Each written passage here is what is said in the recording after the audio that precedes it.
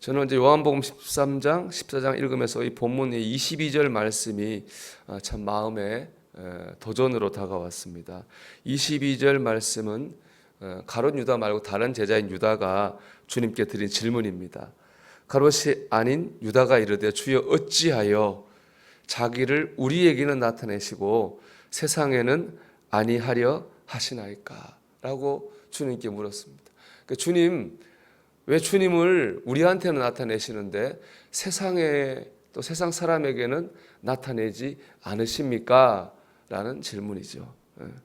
그래서 이 질문에는 제자들의 어떤 기대와 희망이 녹아 있습니다. 제자들이 겪어보아서 알지만 주님은 너무 위대한 분이에요. 근데 주님이 그걸 세상에 잘 드러내시려 하지 않는다는 거죠.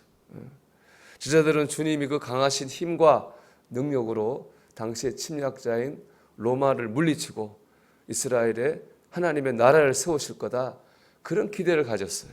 그래서 성경 보면, 우리가 다른 성경 보면 나오지만 제자들이 그때 그 나라가 임할 때 누가 더 높은 자리에 앉게 되느냐, 이거 가지고 말싸움을 벌이기도 했습니다. 근데 13장부터 내용을 보면 주님은 계속 떠나실 거란 말씀이에요. 고난받고 죽으실 거고 떠나실 거고, 그런 말씀만 계속합니다. 이에 답답했던 제자 유다가 주님께 물은 거죠. 왜 주님을 세상에 나타내지 않으십니까? 라고 묻는 겁니다. 저도 이런 마음을 가질 때가 있습니다. 사람들이 교회의 한 부정적인 부분을 부각해서 교회를 비난합니다. 또 주님을 비난합니다. 유치한 생각이지만 이런 생각이 듭니다.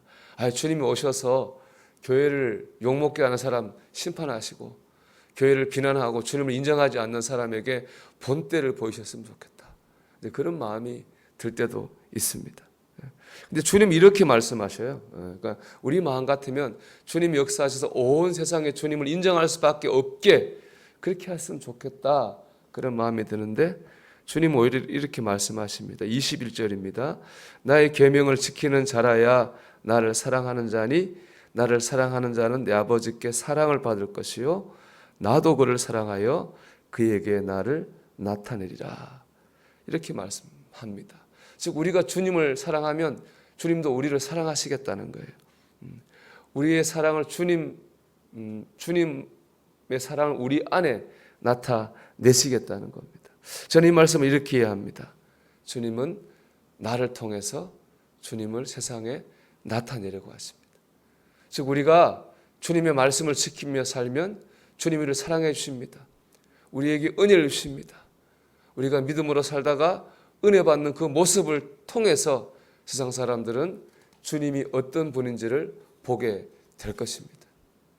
여러분, 주님은 저와 여러분을 통해서 주님이 어떤 분인지를 세상에 나타내기를 원하십니다.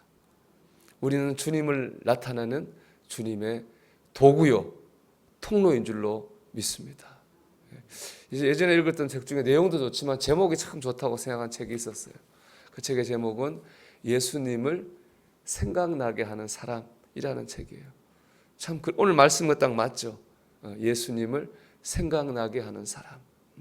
그 책을 지은 분은 유명한 영성 신학자고 하버드의 교수였던 헨리 나웬이라는 분이었는데요. 즉 우리가 가정에서, 세상에서 우리의 삶을 통해서 예수님을 생각나게 하는 사람이 되어야 된다라는 것이 그 책의 내용이었습니다. 두려움이 앞서죠. 나 같은 사람이 뭐라고 예수님을 생각나게 할 수 있을까, 그런 생각할 수 있는데요. 여러분 그렇게 생각할 필요가 없어요. 그 헨리 나웬이라고 하는 분의 대표작은 뭐냐면은 상처 입은 치유자라는 책입니다. 사실 이 책은 이 제목 앞뒤가 좀 안 맞죠. 상처 입은 사람은 또 있는가 하면 치유한 사람과 상처를 고치는 사람이잖아요. 상처 입은 사람은 아픈 사람이고 치유자는 그 아픈 사람을 고치는 사람인데 어떻게 두 사람이 한 사람이 되느냐? 여기에 은혜가 있습니다. 즉 내가 아파봤기에 아픈 사람을 위로할 수 있는 거예요. 내가 넘어져 봤기에 넘어진 사람을 일으켜 줄 수 있는 거예요. 내가 실패해 봤기에 실패한 사람에게 힘을 줄 수가 있는 것입니다. 내 상처가, 내 부족함이, 내 연약함이 오히려 다른 사람을 치유하고 일으켜 세울 수 있는 장점이 될 수 있습니다. 예수님을 생각나게 하는 사람이 될 수 있다는 겁니다. 제가 예전에 목회하던 교회에서 한 집사님이 아이 5 키우며 열심히 살았어요. 상황이 어려운 거는 말할 필요도 없죠. 제가 그 동네 그런데 전도하러 가서 이런 말을 들었어요. 저 애기 엄마 같으면 나도 하나님을 믿겠다. 그런 말을 들었습니다. 그 애기 엄마는 애기 5 키우는 집사님을 말하는 거예요.